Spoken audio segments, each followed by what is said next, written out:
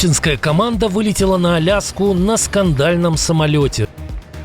Взрыв в центре Ростова-на-Дону. Несколько домов повреждены, есть раненые. Самый страшный месяц за 3 года. Неутешительные данные от ООН.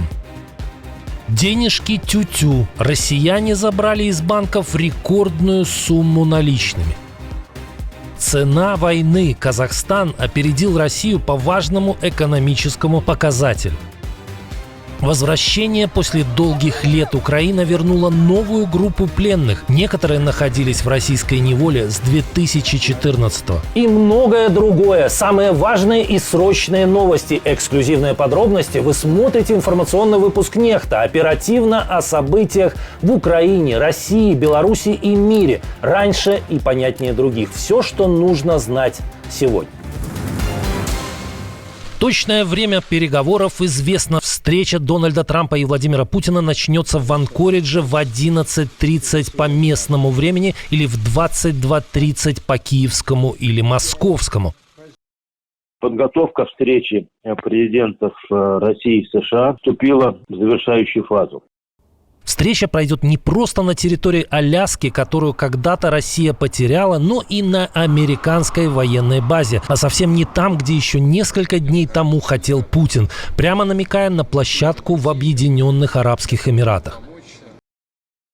С учетом того, что обсуждаться будут весьма важные темы, носящие чувствительный характер, круг участников переговоров не широк.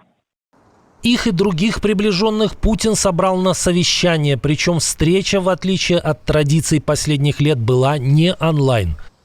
Уважаемые коллеги, добрый день. Попросил вас сегодня собраться для того, чтобы проинформировать о том, как идет переговорный процесс по украинскому кризису. Судя по лицам уважаемых коллег, уверенности в успехе переговоров в Кремле нет. Да и сам Путин аккуратно подбирал слова. Похоже, это тот самый зал, в котором 3,5 года назад он заставил свою команду поддержать авантюру со спецоперацией. Только куда-то подевалась та спесь. Так или иначе, многие из присутствующих знают, разумеется, в общих чертах.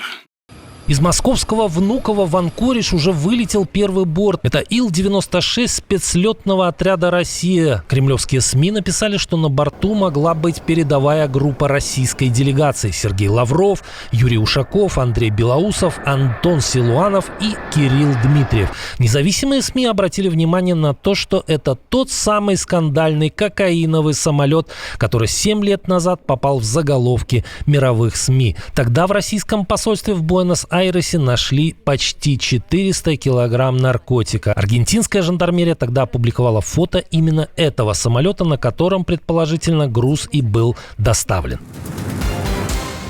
Россия своеобразно готовится к переговорам о мире на Аляске. В западных СМИ появилась информация о подготовке к испытанию одного из 5 видов чудо-оружия, создание которых Владимир Путин анонсировал еще в 2018 году. Как пишет Рейтер, речь идет о новой межконтинентальной крылатой ракете «Буревестник» с ядерной установкой. Испытания планируют провести на Новой Земле в Баренцевом море. После июльских спутниковых снимков полигона эксперты заметили рост активности, контейнеры, оборудование, 2 самолета, не менее 5 кораблей и приток персонала. Подготовка идет полным ходом. Делают вывод собеседники агентства. С 2017 по 2019 годы Россия провела минимум 13 пусков «Буревестника», но только 2 были частично успешными. Путин впервые представил эту ракету в 2018, а в октябре 2023 заявил о последнем успешном испытании. По версии хозяина Кремля, это чудо-оружие обладает неограниченной дальностью.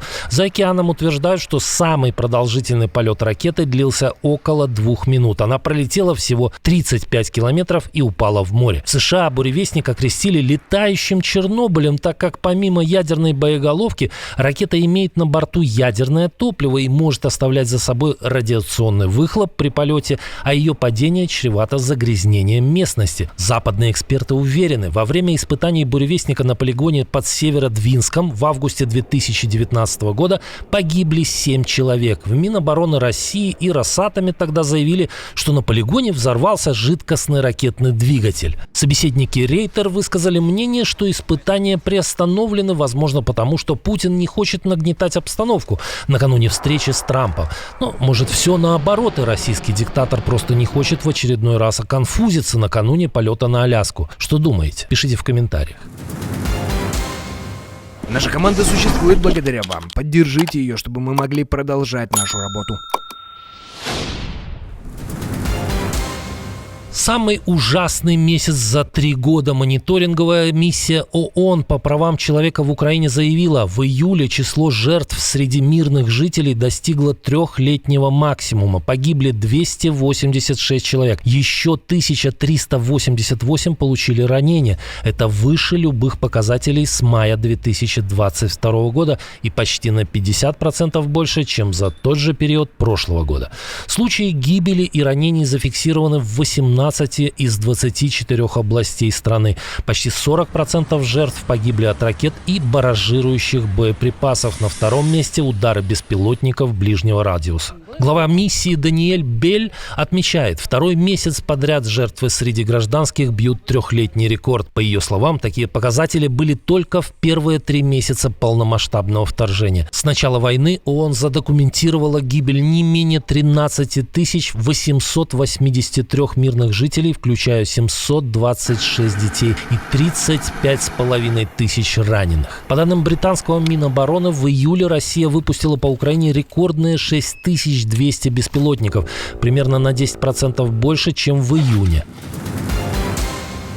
5 стран уже согласились выделить деньги по новой инициативе, в рамках которой Европа будет покупать для Украины американское вооружение. Сумма – 1,5 миллиарда. Первыми в проект вошли Нидерланды, теперь к ним присоединилась Германия. Оба государства дадут по $500 миллионов. Еще 500 миллиона внесут Дания, Норвегия и Швеция. Механизм, названный «Список приоритетных потребностей Украины», позволит членам НАТО координировать закупки вооружений и направлять их на самые острые потребности фронта. Ранее Дональд Трамп заявил, что США продолжат поставлять оружие Киеву только если за него заплатят союзники. НАТО взялось контролировать процесс, чтобы каждый доллар и евро шли на реальное усиление обороны. Мощный взрыв в Ростове-на-Дону. В сети появилось видео, на котором видно, как беспилотник самолетного типа врезается в многоэтажку. Глянь, хуй в дом, смотри. Глянь, хуй в дом, блядь. По сообщению местного губернатора Юрия Слюсаря, пострадало 13 человек, повреждено несколько домов. Украинские источники утверждают, цель сбили с курса средствами радиоэлектронной борьбы российские ПВОшники. Это подтверждают и российские телеграм-каналы. По их утверждениям, целью атаки был штаб Южного военного округа. Именно по направлению к нему летел украинский БПЛА. Но, похоже, ПВО решило спасти офицеров ценой гражданских. Над центром города дрон резко сменил траекторию и спикировал в жилую 6-этажку. Отток наличных из российской банковской системы бьет рекорды. Только за последнюю неделю, по данным Рейтер, вкладчики забрали 121 миллиард рублей, а с начала июля более 500 миллиардов рублей. Спрос на кэш всегда повышается летом из-за сезона отпусков, но в этом году он гораздо выше. Центробанк признает, люди и бизнес запасаются наличными на фоне сбоев в интернете, новостей о мониторинге платежей и возможных ограничениях. В итоге часть банков, потеряв значительные объемы ликвидности, уже вынуждена занимать у Центробанка.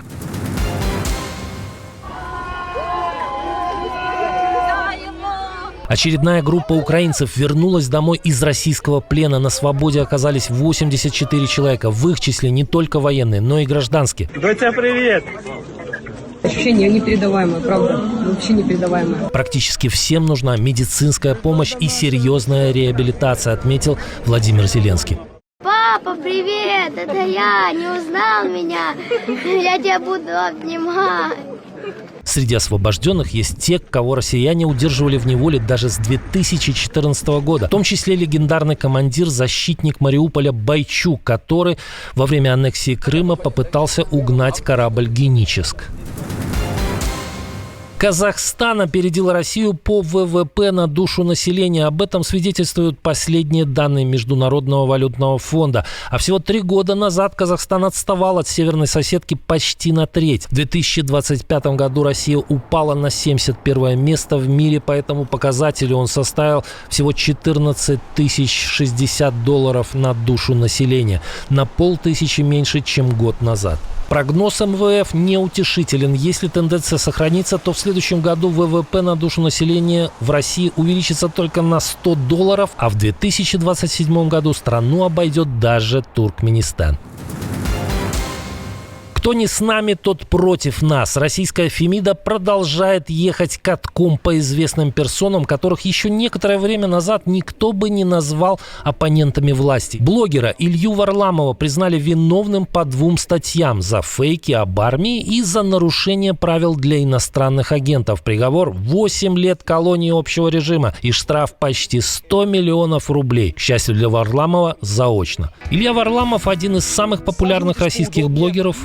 У его YouTube-канала свыше 5 миллионов подписчиков. С начала полномасштабного вторжения он живет за границей. Ранее его внесли в реестр иностранных агентов, заочно арестовали и объявили в розыск, а счета заблокировали.